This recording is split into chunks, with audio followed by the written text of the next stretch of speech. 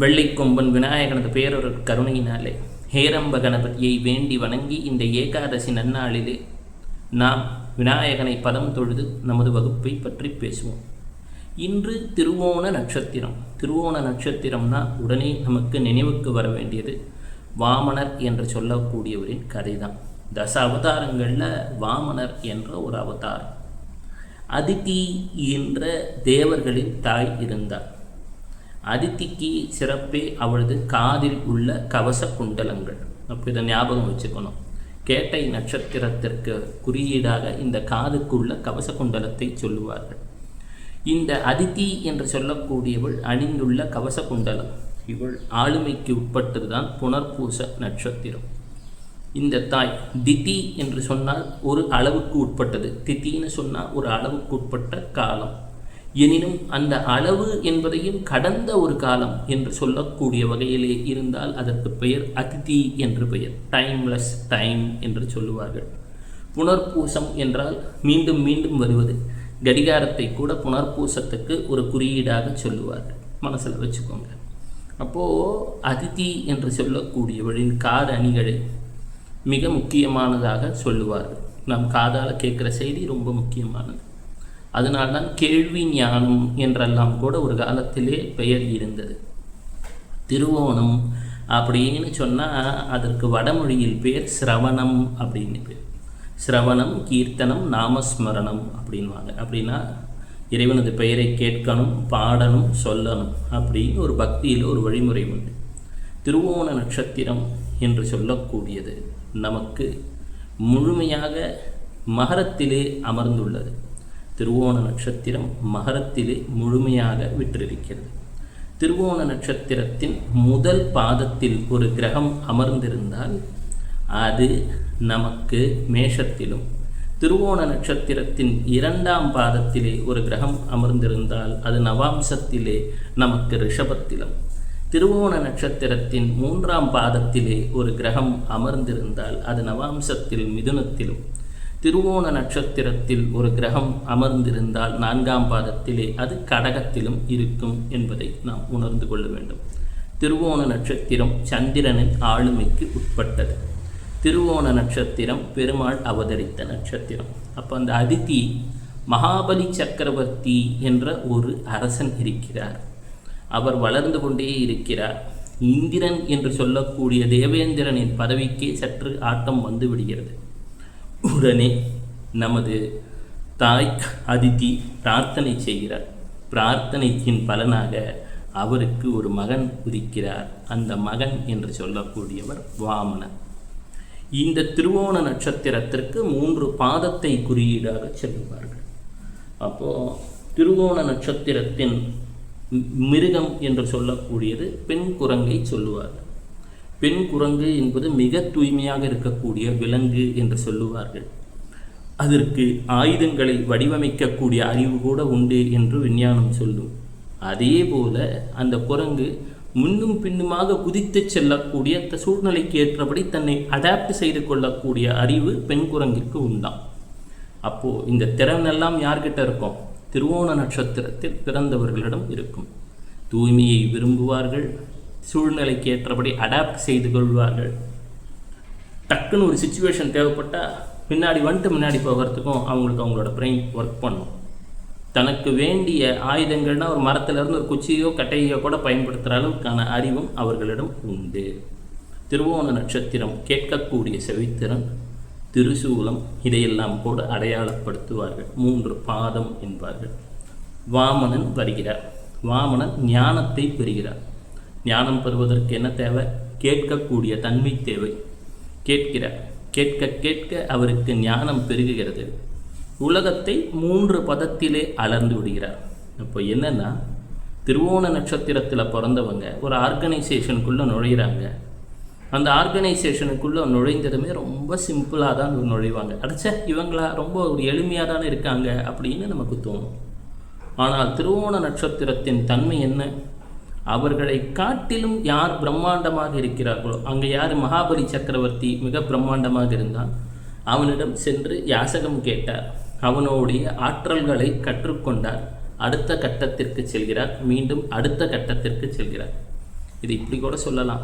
நம்ம திரைத்துறையிலே திருவோண நட்சத்திரத்தில் இருந்த நடிகர் வருகிறார், தன்னை விட இன்னும் திறனான இருக்கக்கூடிய நடிகர்களுடன் பழகுகிறார், அவர்களிடம் இருக்கக்கூடிய திறன்களை கற்றுக்கொள்கிறார், தன்னோட ப்ளஸ் மைனஸை அனலைஸ் செய்கிறார், அந்த துறையிலே 3 படியிலே முன்னேறி விடுகிறார். இதுவுமே முதல் படி என்று சொல்லக்கூடியது பூமி அதெல்லாம் அளந்தாலும் 2வது நிலையாக திருவிக்கிரமனாக அண்ட சராசரத்தை அளக்கும் பொழுது வளர்ச்சி வேகமாகி விடுகிறது. திருவோண நட்சத்திரத்தில் பிறந்தவர்கள் அவர்கள் ஊரில் இருப்பதை விட வெளிநாட்டினரால் அதிகம் புகழ் பெற்று விடுவார்கள் என்பதையும் நாம் உணர்ந்து கொள்ள வேண்டும். தன் ஊரில் தாம் முன்னேறதோட வெளிநாடுகள் வெளி மாநிலங்கள் போன்றவற்றிலே அதிக புகழ் இவர்களை தேடி வர துவங்கிவிடும்.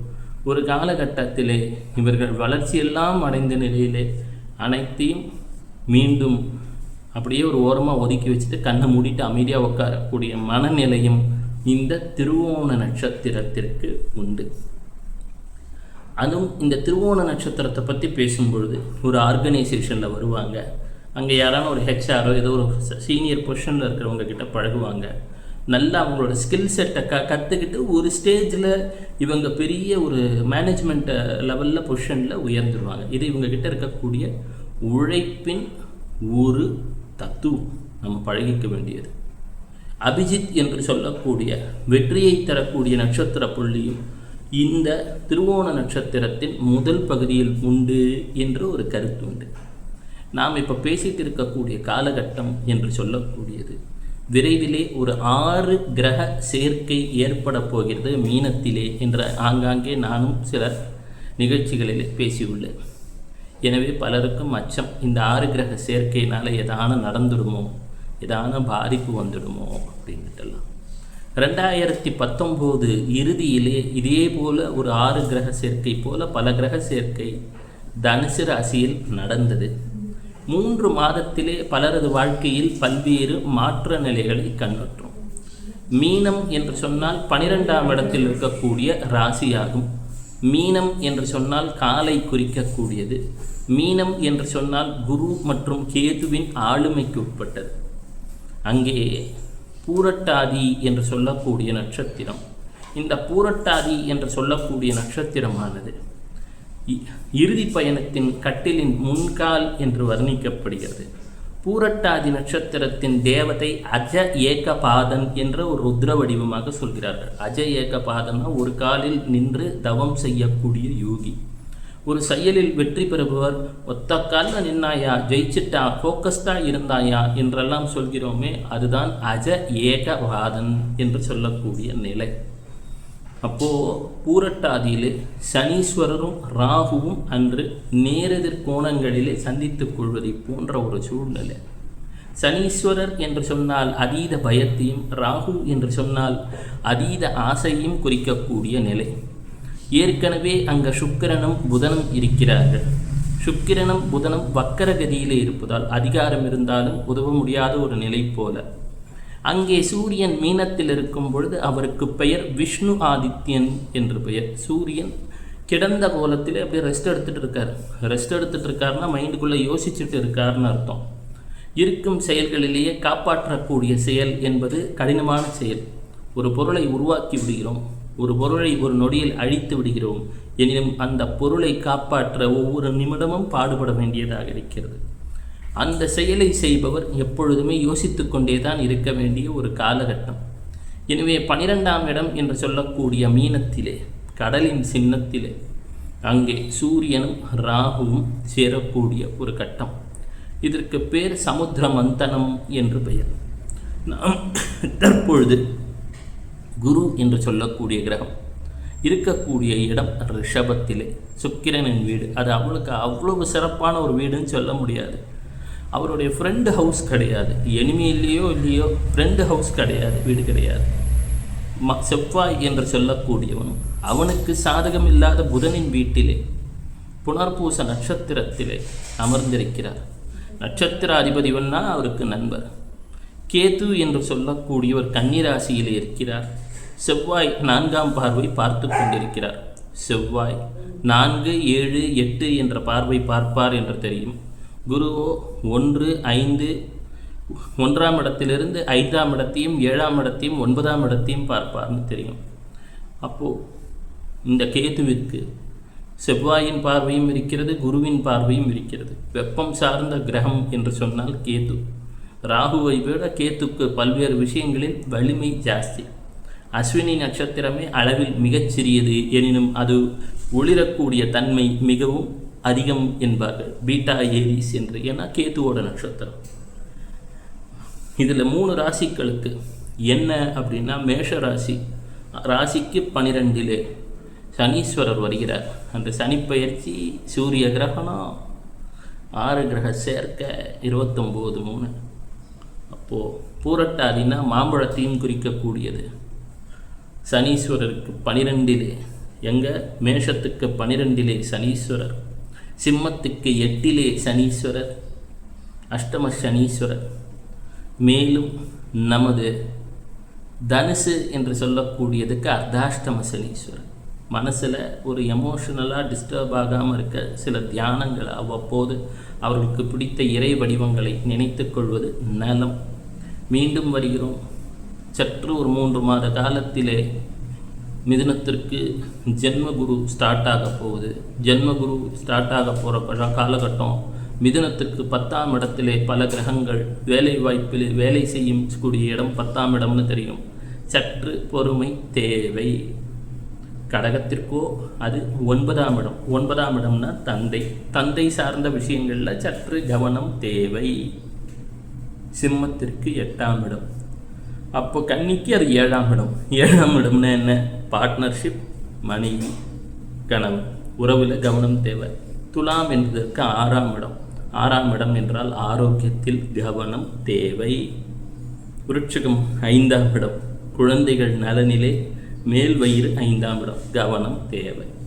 தனுசு ராசி, இதயத்தில், வீட்டில் 4ஆம் இடம்னா அம்மா, இதிலெல்லாம் கவனம் தேவை. அப்போது மகரம் 3ஆம் இடத்திலே இந்த கிரக சேர்க்க. 3ஆம் இடம்னா நெய்பர்ஸ், 3ஆம் இடம்னா எழுதுவது, 3ஆம் இடம்னா கம்யூனிகேஷன், பயணங்கள், சிறு பயணம். 9ஆம் இடம் பெரிய பயணம், 3ஆம் இடம் சிறு பயணம், கவனம் தேவை. அப்போது கும்பத்துக்கோ ராகு வரப்போகிறார். அதற்கு குடும்பஸ்தானம், வாக்குஸ்தானம் 2ஆம் இடத்துல ஒரு சேர்க்க, கவனம் தேவை. மீனம் சற்று கவனம் தேவை, உடல் தாயார் நடந்தார். இதில் ஒன்று யோசிக்கணும்.